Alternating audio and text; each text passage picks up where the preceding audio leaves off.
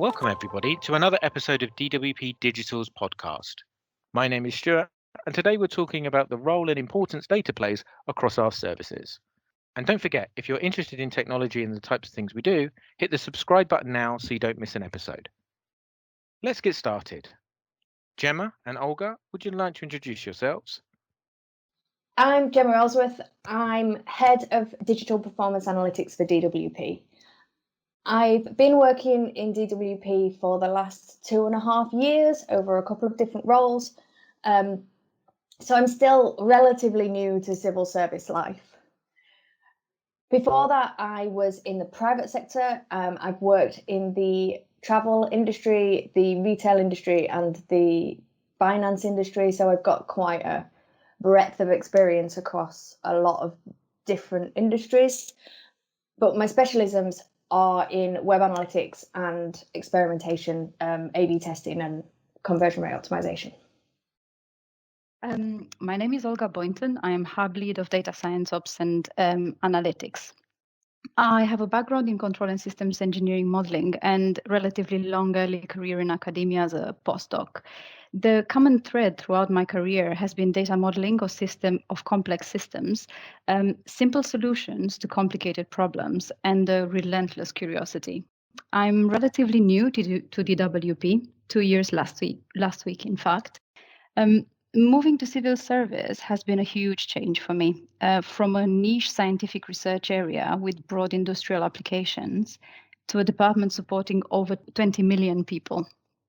Retrospectively, I definitely arrived at the right time. DWP has huge ambitions, especially across data transformation and digital strategy, and it has been 2 very busy years that passed in a blink. So tell me about your teams and responsibilities. I'm part of the Digital Performance Analytics family, and my role within that is to set the strategic direction and to ensure that we have all of the capability that we need to be able to do our jobs. Digital performance analysis is a profession in DWP that's evolved out of web analysis. In DWP, we are currently building lots of websites for citizens to use to apply for benefits and support. We, as digital performance analysts, work with the development teams that are building these websites to understand the user journey, not just online, but also in our contact centres and our processing centres. We help the teams, along with user researchers, to define where the problems are in the journeys and how big each problem is. This enables them to prioritise fixing the biggest problems first. Then we use analysis to understand whether we fix the problem or if we need to do more. This enables teams to move through the development lifecycle from discovery to live with a measured approach to the decisions that they have made and the ability to prove that they have made the right decisions for citizens along the way. I am Hub Lead of Data Science Ops and Analytics. It's a team that focuses on delivering insight and data solutions across lines of business within a focus of joining up customer experience, support analytical needs on staff availability, and dynamic business resource planning. My team is part of cross-cutting services and is bridging between the digital directorates and operations. We have alignment with the digital and business strategy, as you would expect.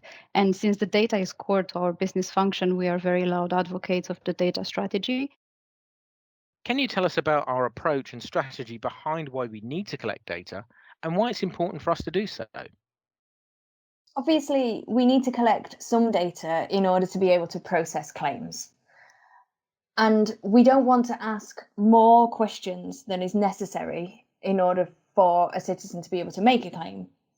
So we join data that we get from claims with information that we have about user journeys on the website and information that we have about how long it takes on average to process claims and things like that, in order to get a clearer picture of what is going on.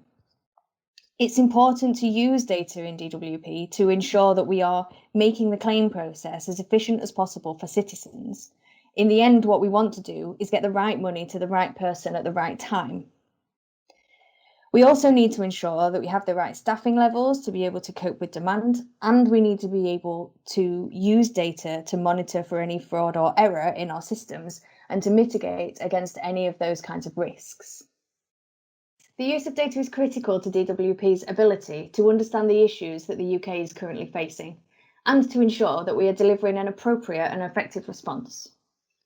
With that in mind, we have developed and published the department's first data strategy, which directly links to the DWP business plan, as well as the national data strategy. Our data strategy plots out the journey we need to take from having lots of fantastically rich data spread out across multiple silos to unlocking the potential of this data by implementing an enterprise-wide approach to data architecture and modelling. Improving the quality and interoperability of data across these silos and unblocking the potential for advanced analytics to support the department's strategic ambitions around automation and personalisation. It's easy enough to say, but we have a long road ahead of us that will require sustained effort and continued long-term investment in our data capability to get there. Can you give us an example of how we collect data and the journey it takes before reaching our services and teams? Simplistically speaking, we have two types of data, operational data and analytical data. And traditionally, it exists in two different planes. The operational data is used for running the business and serving the users, for example, the citizens and the employees, and is moved through pipelines into the analytical domain. On its way, depending on the quality and the end purpose, it may go through some transformations, for example, cleaning, enriching, standardizing, and in some cases, aggregation. In the analytical domain, we then use this data to optimize the business. So, for example, resource planning or delivery, and improve the customer experience.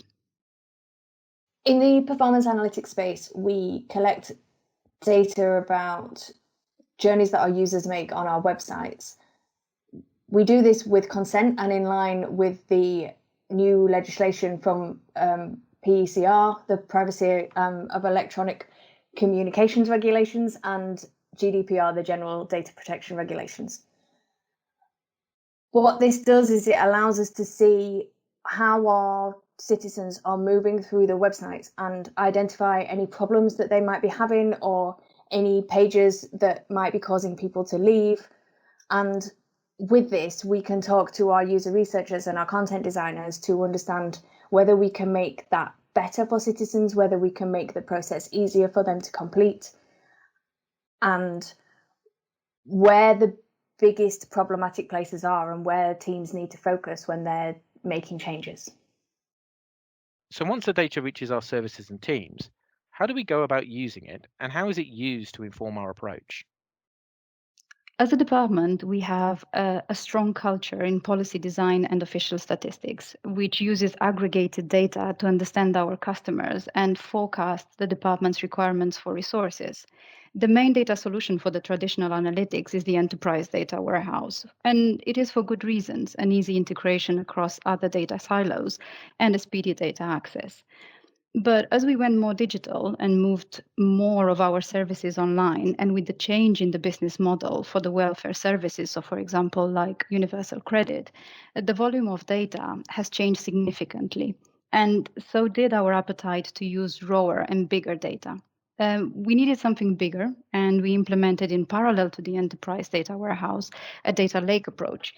Both solutions support business intelligence by creating multi-dimensional data systems that allow the analysts and data scientists to query the data and build a number of necessary products, for example, reports, visualizations, dashboard, and business metrics.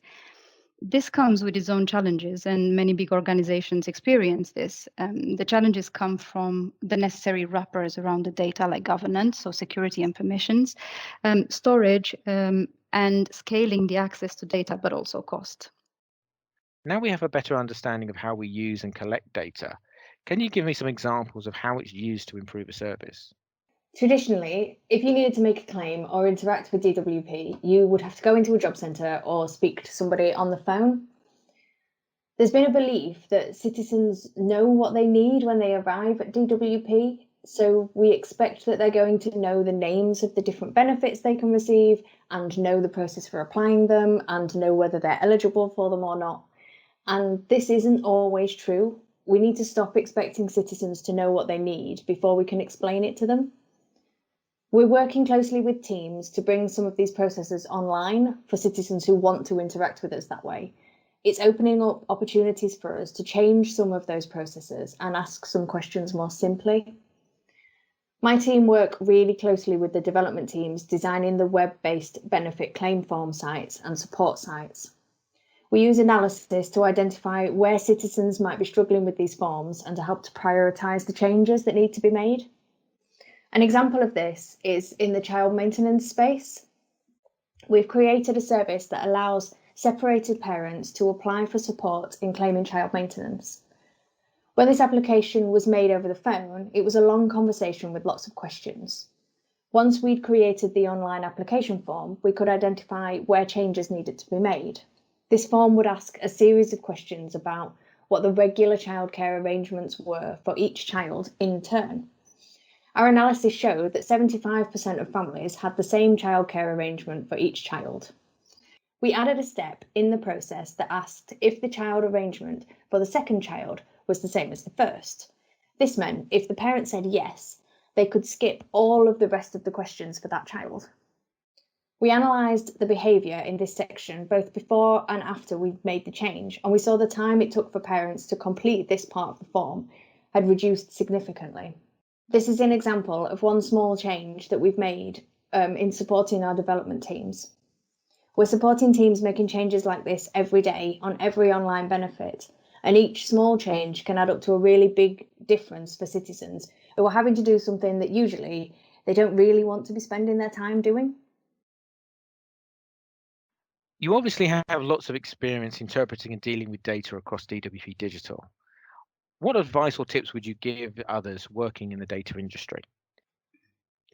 I am, and I will always be a data modeler. And having data makes me really eager to get straight into modeling. But through practice, or better said, mispractice, I acquired a taste to enjoy the data exploration, although I still see it as the least exciting part of the process.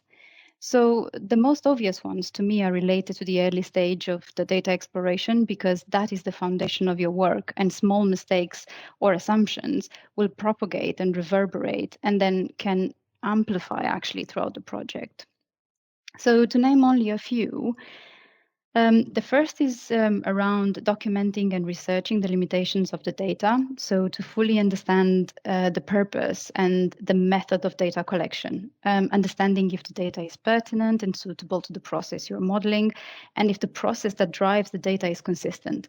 A good example would be the COVID-19 crisis, where almost every service provider had to change their normal service delivery.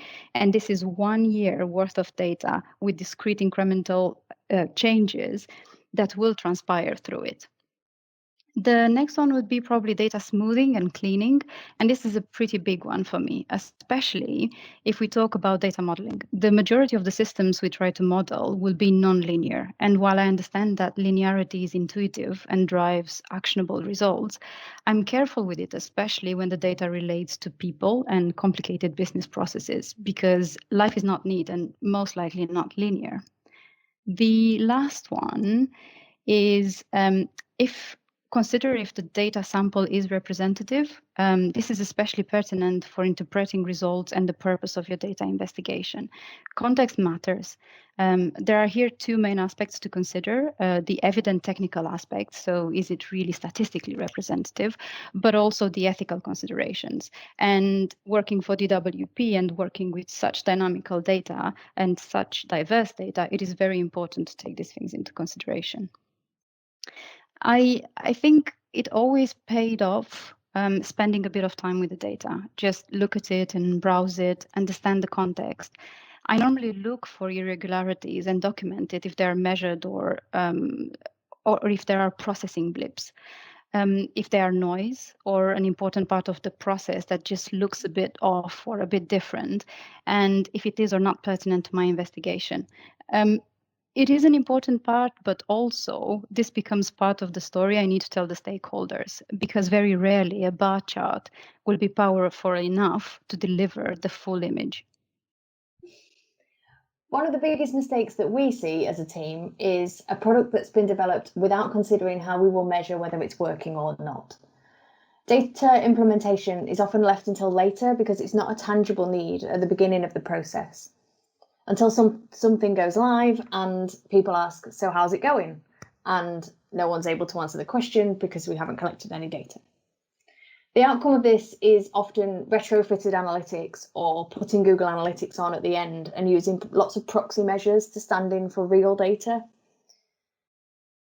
We're really keen to use the data that we need to measure the success of the things that the teams are building. We don't just want to figure out some measures or a dashboard from the data that's available at the end.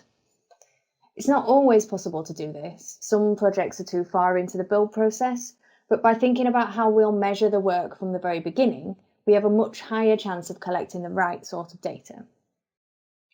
We always follow a process from the beginning. We workshop with teams about the purpose and goals of the service that they're building. We break this down by aims for the department, such as less phone calls or faster processing time, and aims for the citizens, such as the shortest time possible to process a claim and not having to repeat the information they give us. Then we talk about what success would look like for the service. So we imagine what perfect success would be like on that day one, when it goes live, everything's rosy. What does that look like? But then we also talk about what failure would look like. So if on day one, everything goes live and it all falls apart, what would that look like? How would you know that something was going wrong?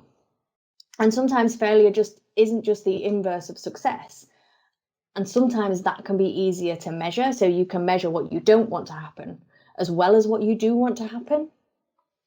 By following this process, it helps us to define what measurements and metrics are really important and will actually show us if the service is succeeding in meeting those goals that it set out at the beginning. By doing this right at the beginning of the process, we can identify what data we need to capture in order to carry out these measurements and to build these metrics, and then we can build them in from the beginning, creating a strong data foundation for our products instead of retrofitting them or trying to use proxies later once the product has gone live. So what's next? What are you currently working on? What's in the pipeline? Gemma was mentioning earlier about our data strategy and that it promotes a data-driven culture. We want to use data to inform our decisions and support DWP's business plan. To achieve that as an organization, we are actively investing and working on our data transformation. We are moving away from monolithic data solution, and this will accelerate access to data. With an increase of access to business data, we can move the balance from a reactive business model to a preventative one. Our focal points are to streamline resource management, to improve the user experience at every single touch point with our organization, and differentiate our services and, where possible and obviously appropriate, to enable self-service and automation for the user. As you can tell, the future for us is all about the user. Understand the user, understand their needs, and offer the right level of support and access to our services. So I guess the cutting edge take here is that we want to create a framework of automated analytics that enables us to fill major intelligence gaps about our user groups in real life. What does this mean in practical steps? We are creating a data model that uses system information like event data from our services that connects users and their journeys through our systems to interventions and to outcomes in the real world. This essentially creates a preventative system that will use dynamic segmentation to offer a timely and tailored service for each user group. As you can see, we have big ambitions, but analytics cannot deliver this alone. We are currently developing capability, numerous data models, and business support to get us closer to our vision. But it is very exciting to be part of this transformation. And I think Gemma will tell you more about it next. As Olga has just hinted towards, one of the most exciting projects that's coming up in the data space at the moment is the data mesh. Now, I'm not a data engineer, so I can't pretend that I'm any sort of expert in this space, but I can tell you what this means for us. As Olga mentioned earlier, the way that we previously worked with data was to try and collect data and store it centrally. But this ended up with trying to make the data warehouses a bit of a jack of all trades. It also left other teams with small islands of siloed data that can't be shared with each other. It's difficult to manage when technology changes so quickly and we're building so many products all the time. We need to build products in DWP that capitalize on the wealth of data that's available to us. To do this, we need to be able to embrace the latest technologies and improve how we connect data together. The data mesh concept allows us to start to decentralize the ownership of data, so responsibility for the data will lie with the product teams who create the products, enabling them to use the technology that they choose. At the same time, the central teams who currently run the data stores will still provide some structure and building blocks that allow products to create data that is able to be shared and used in the right way across other products in DWP. So we could use data from Universal Credit, for example, to help us to reduce the number of questions a citizen had to answer in a health application. What this means for us as users of the data is that we will be able to use the data mesh to access a justifiable amount of data that we need. At the moment, we have to make bespoke connections to any data that we want to use, and it makes it almost impossible for us to join and to process the data that we need. With the data mesh, we will be able to access and govern data via connections that are standardized. This will allow us to use the different data sets and combine them to show a huge range of use cases beyond what we can at the moment. For both operational data that we need to process claims and for data that we use for analysis, it will open a wealth of opportunity for innovation and change the way that we work at DWP, ultimately making things better for the citizens that have to use our products. So just before we end, what direction would you like to see DWP Digital move in regarding data? My plans for the next couple of years is to be focusing on the strategy around how we best use digital performance analysis and data science in DWP, how we make sure that we have that analytical viewpoint on products that are being built from the very beginning right through to them going fully live on site. I want to ensure that we have a good breadth of data knowledge available to the people that are building out these services that are going to be facing our citizens. And I'm trying to do that in a way that enables everyone to be able to build and learn and grow and develop a good career here at DWP and to be able to enjoy coming to work and enjoy doing what they do. I think with DWP moving towards more digital systems and services, there's going to be more need for data scientists to do smarter things. I am very, very excited for creating services that are near real time, that focus on customer experience, not only the way that the customer perceives the customer experience, but also what happens throughout their journey and how we support that. I mentioned before about instead of being reactive, but being more preventive. And I think it is a good place to be, and our ambitions are matching the needs of UK right now. So that ends our podcast for today. Hit the subscribe button if you want to make sure you don't miss our next episode. And I'd like to thank Gemma and Olga for taking part today. I've certainly learned a lot about the use of our data, and I hope you did too. So thanks for tuning in, and I'll see you next time on the DWP Digital Podcast.